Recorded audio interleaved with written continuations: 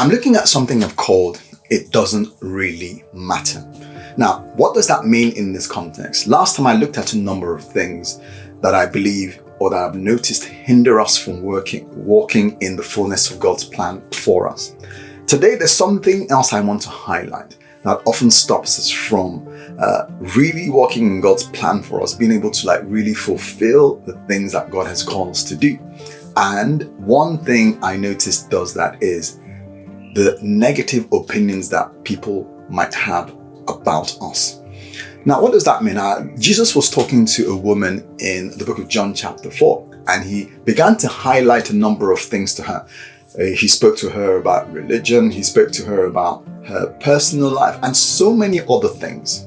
And for this woman, I suspect she was thinking, look, man, I'm not sure people will really listen to me if I talk to them about God or anything, because my life has been a bit colorful. So it's possible that people just looked at her and just said, look, for you, nothing good can come out of you. You're just one of those people on the fringes. Now, the point is this. Jesus had this conversation with her and brought her from the place where she realized that, look, it's not what people think about you that really matters. Now, am I saying we should disregard when people tell us things about ourselves that we need corrective action for? Yeah, that's fine if it's correctory. But I'm talking about another kind of view that people might have about you as an individual. That's not really accurate. It might be like, you're not qualified, you don't look like the kind of person that can be of any use. Those are the kinds of opinions I'm talking about. Now, Jesus makes us to understand that, look, people's view about you, the derogatory view they might have about you, doesn't really matter in the context of God's will for your life.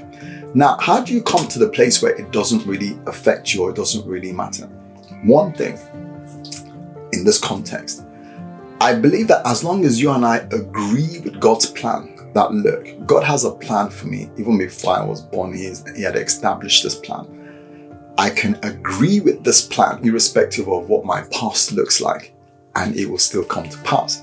So Jesus had the conversation with this woman, and at the end of that conversation, she realized that, look, my past or what people the way people look at me or people's opinions about me doesn't really matter in the context of God's plan, as long as I agree with God's plan. There's another portion of scripture, I believe Romans chapter 14, verse 4. Let me just quickly check that. Yeah.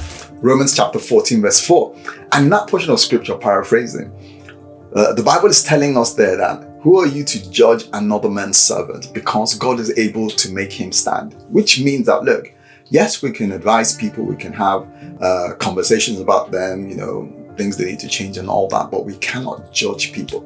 And this portion of scripture I just referred to, Romans 14:4, says that who are we to judge another person's servant? So in this context, God is saying, people's critical view of you, if they are false, doesn't really matter.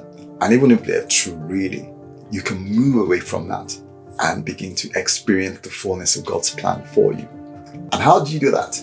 By agreeing with God's plan, by agreeing with Jesus, who says, look, the view people have about you cannot affect the future that he has for you. So as we agree with that, we realize that the views people might have about us that might be negative and sometimes even untrue doesn't really matter in the context of God's kingdom.